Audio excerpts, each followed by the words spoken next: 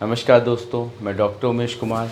आज आपको मैं अरब संघर्ष के रूप में इजराइल और फ़िलिस्तीन के बारे में एक ऐतिहासिक युद्ध अवलोकन बताऊंगा।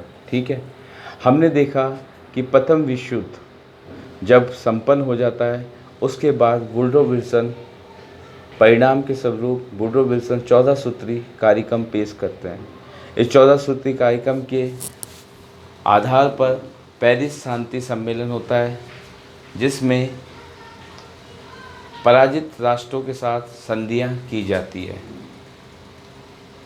वुडरो विल्सन एक आदर्शवादी दृष्टिकोण के तहत विजेता राष्ट्रों के साथ और पराजित राष्ट्रों के साथ समान रूप से व्यवहार करना चाहते थे, लेकिन यथार्थवाद की शक्ति के रूप में आपके ब्रिटेन और फ्रांस अपने स्वार्थ के रूप में इसको परिणित कर देते हैं, जिसके तहत ये समस्या उत्पन्न होती है।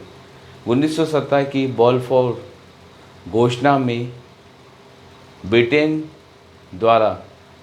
के एक अधिकारी द्वारा यहूदियों के लिए एक राष्ट्र के निर्माण का कार्य किया जाने का घोषणा करता है, जिसके तहत वो अपने मैंडेट राष्ट्रसंघ की वो व्यवस्था जिसके तहत अल्प विकसित राष्ट्र जब तक वो विकसित नहीं होता तो उसको मातृ देश के उपनिवेश के रूप में संरक्षित रखा जाता है।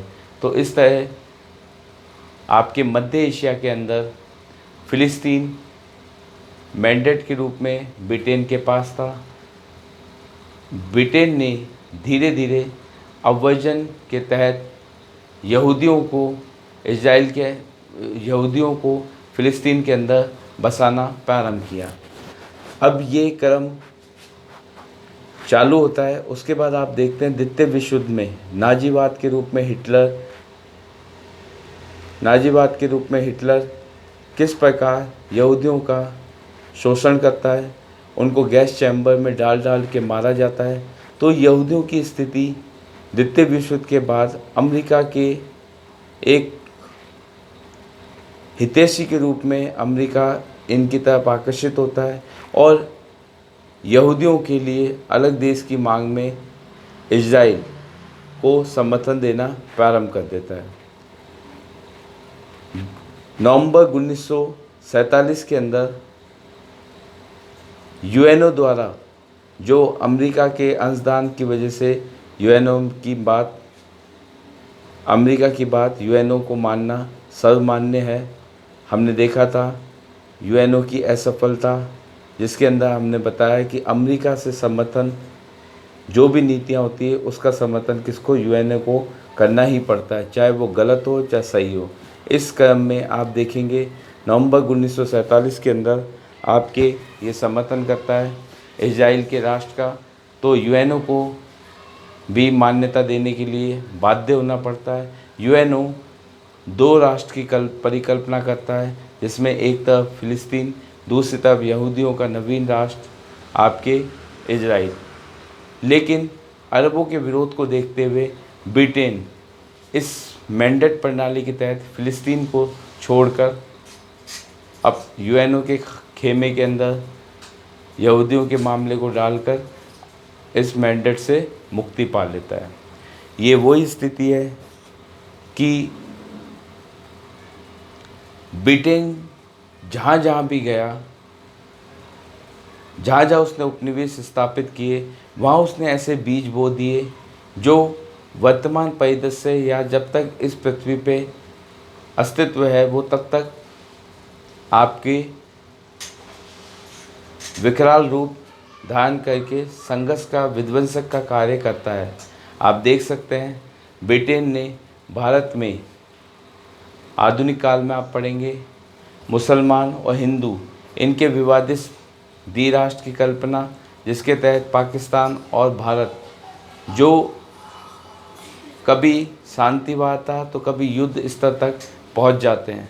उसी प्रकार आप देखेंगे अरब जो मुस्लिम कंट्री थे वहाँ पे यहूदियों का एक राष्ट्र के रूप में परिणित करने का कार्य किया, जो वर्तमान 21वीं सदी के अंदर भी विवादित मुद्दा बना हुआ है।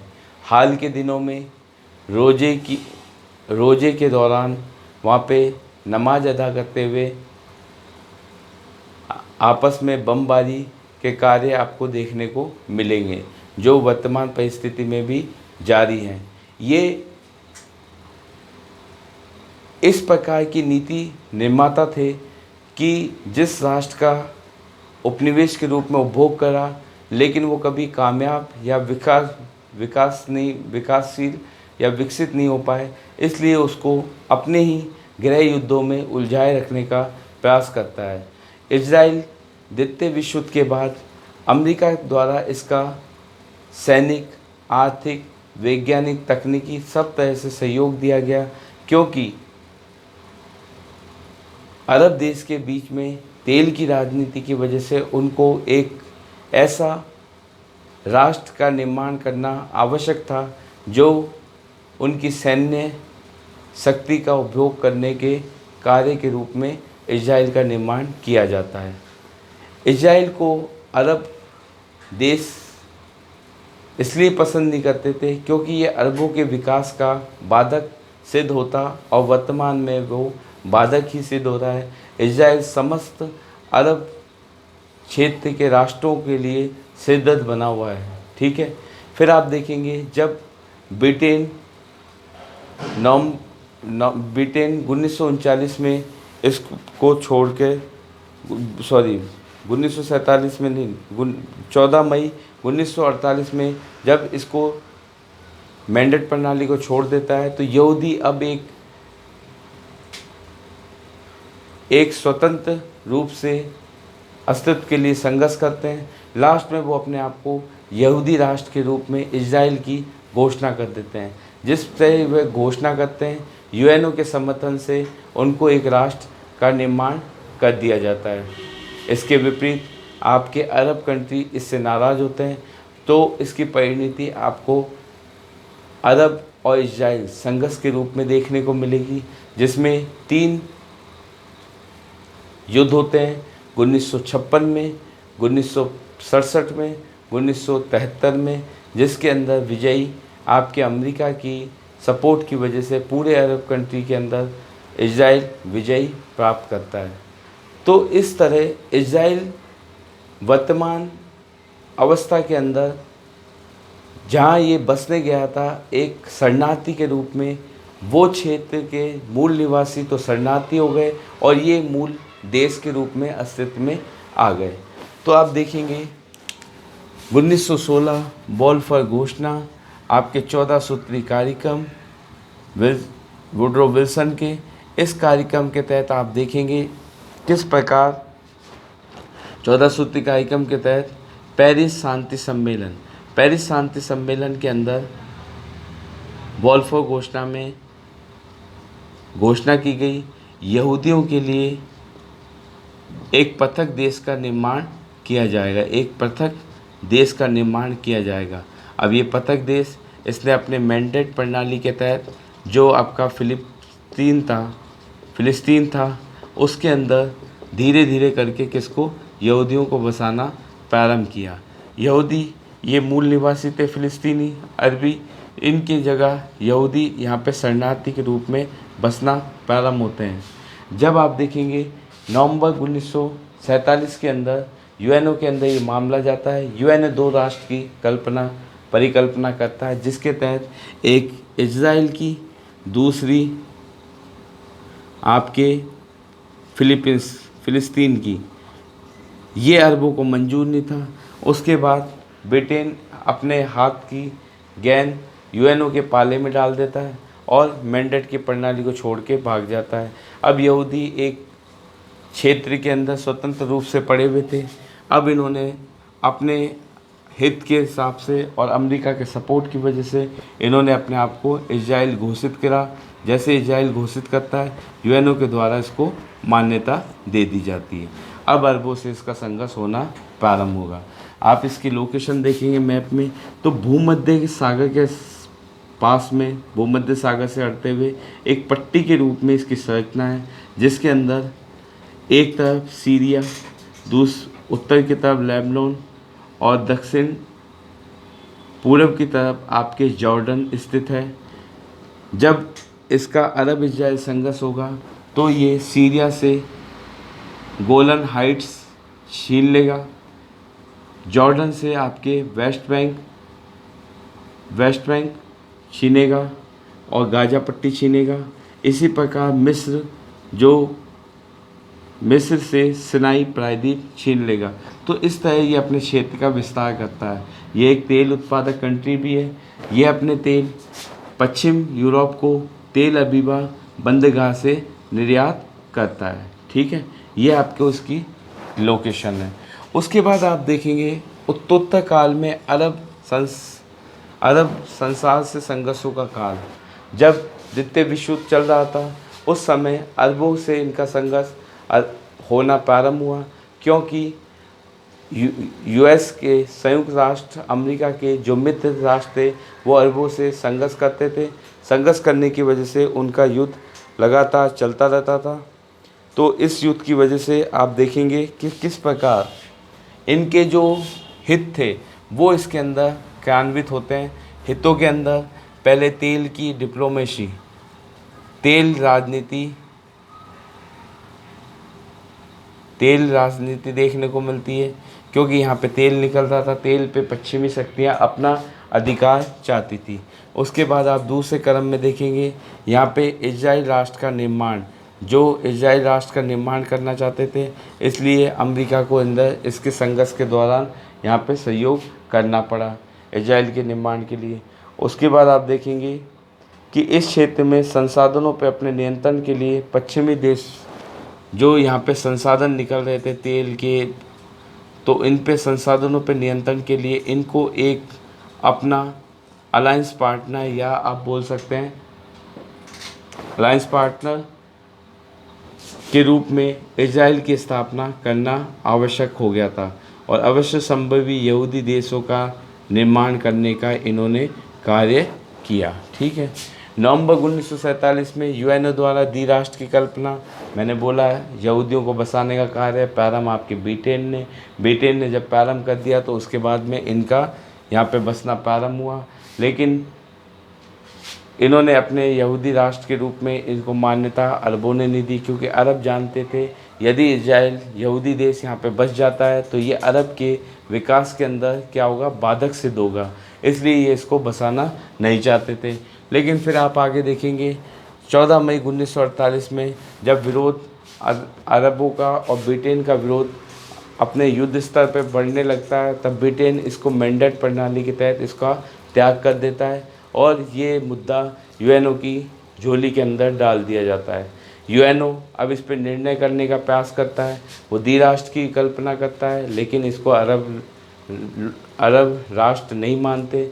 उसके बाद यहूदी अपने आप को स्वतंत्र यहूदी देश इजराइल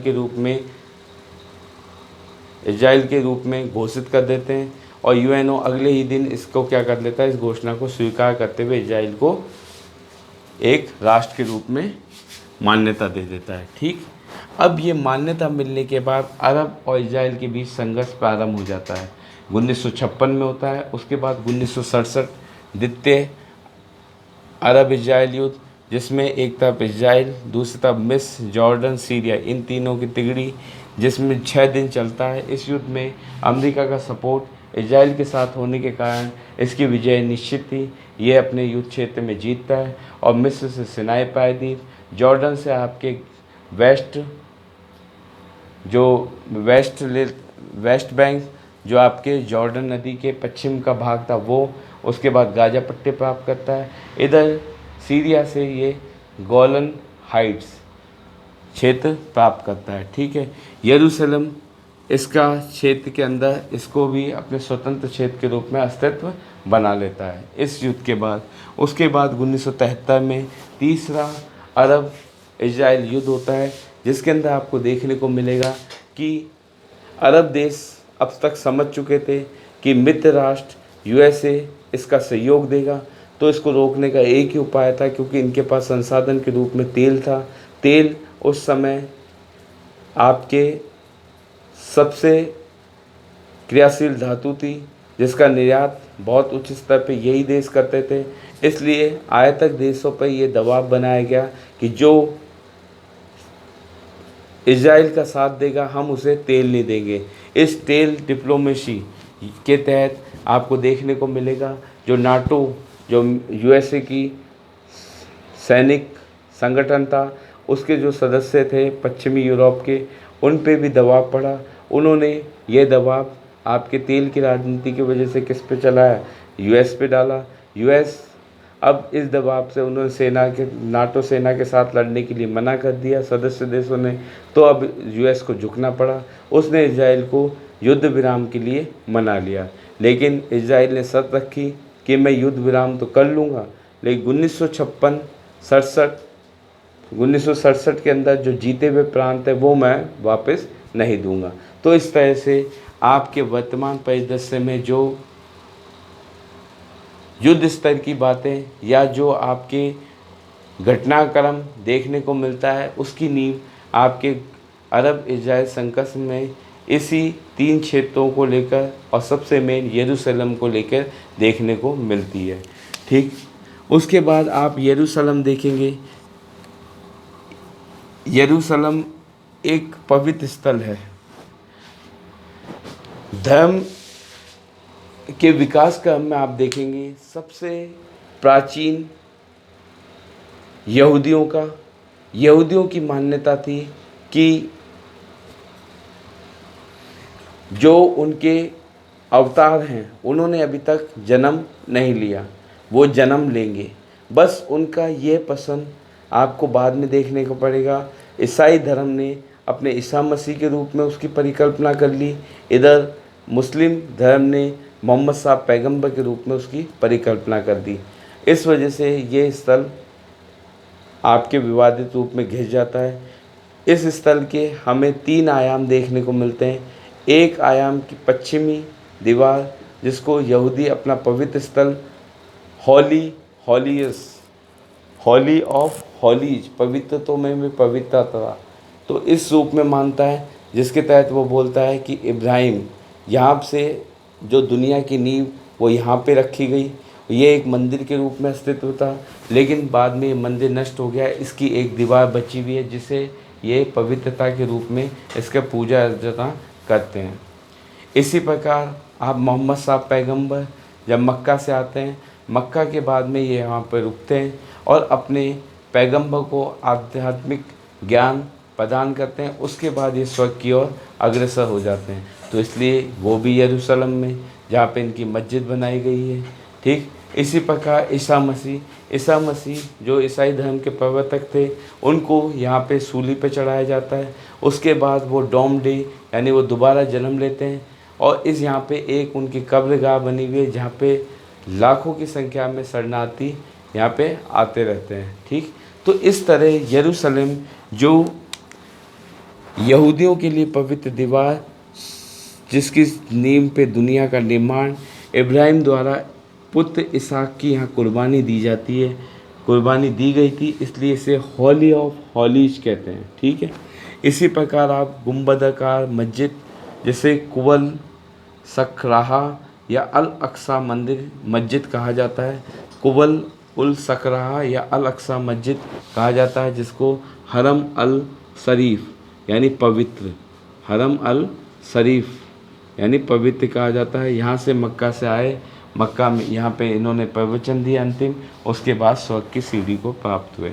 ईसाई के लिए मैं बताया ईसा मसीह, यहाँ पे इनको क्या दी जाती है, सूली पे चढ़ाया जाता है। उसके बाद ये वापस जन्म लेते हैं, जन्म लेने की वजह से पवित्र स्थल है। वर्तमान अवस्था में आप देखें कि वर्तमान काल के अंदर आप देखेंगे तो यहूदी, वो इजराइल और आपके फ़िलिस्तीन के बीच में यरूशलेम बहुत बड़ा विवाद है। तीनों स्थल, 3 धर्म, तीनों इस पे अधिकार चाहते हैं। इस राजनीति की वजह से इसका अस्तित्व कभी ख़त्म होता नहीं दिखाई देता कि भविष्य के अंदर ये कभी सुलझ पाएगा, क्योंकि जो फ़िलिस्तीन है वो 1967 के बाद, 1967 से पूर्व की जो स्थिति है वो चाहता है एक नवीन राष्ट्र के रूप में। लेकिन इसके विपरीत इजराइल जो अपने लिए कटिबद्ध था, क्योंकि इसने पहले ही कह दिया था मैं 1900 जो अपने जीते गए प्रांत है वो मैं नहीं लौटाऊंगा, और फ़िलिस्तीन इसको अपनी राजधानी के रूप में चाहता है, लेकिन आपके इजराइल इसको राजधानी के रूप में नहीं देगा। तो इस तरह से विवादित प्रश्न अभी भी इतिहास के गर्भ में छुपा हुआ है कि इसका निर्णय क्या आएगा। हाल ही के अंदर आपके भूतपूर्व राष्ट्रपति अमेरिका डोनाल्ड ट्रंप, इन्होंने प्रयास किया था इस मुद्दे को सुलझाने के लिए, लेकिन ये आपके इतिहास के गर्त में ही चला गया। ठीक है, इसका कोई निश्चित निर्णय नहीं लगा। लेकिन अभी 2-3 दिन पहले आपको देखने को मिला है यरूशलेम वही पवित्र स्थल, इस तरफ आपके इजराइल, दूसरी तरफ आपके मुस्लिम वर्ग जो नमाज अदा करते हुए किसी असामाजिक तत्व ने यहाँ पत्थर फेंका। पत्थर का जवाब इन्होंने रॉकेट से दिया, फिर दोनों तरफ से रॉकेट की बमबारी। इस वजह से यहाँ पे अराजकता की स्थिति वापस विद्यमान हो गई। और ये डिप्लोमेसी है पश्चिमी यूरोप के देशों में, अधिकतर आपके पूंजीवादी देश, महाशक्ति अमेरिका की, कि जब भी उसका ध्यान किसी क्षेत्र विशेष की तरफ अपनी जनता का ध्यान बांटना होता है तो वो इस तरह की गतिविधियाँ करवाता है। तो ये इजराइल एक तरह से उसका कठपुतली या अलायंस पार्टनर जो यहाँ पे गड़बड़ी करवाता है, जिससे ये आपस में उलझे रहते हैं। तो अरब के विकास के अंदर सबसे बड़ा बाधक इजराइल यहूदी राष्ट्र हो रहा है। ठीक है, इजराइल अब ये जो मसला है इसको सुलझाने के लिए कई स्तरों की वार्ताएं चलती हैं। यूएनओ के द्वारा शांति सेनाएं, यूएनओ के द्वारा वार्तालाप किए जाते हैं, लेकिन अमेरिका की नीति इजराइल के समर्थक होने की वजह से फ़िलिस्तीन की किसी भी बात का समर्थन यूएनओ नहीं कर सकता। इस वजह से ये विवादित मुद्दा इतिहास के गर्भ में है कि कब सुलझेगा और हम देखेंगे। ठीक है, नमस्कार।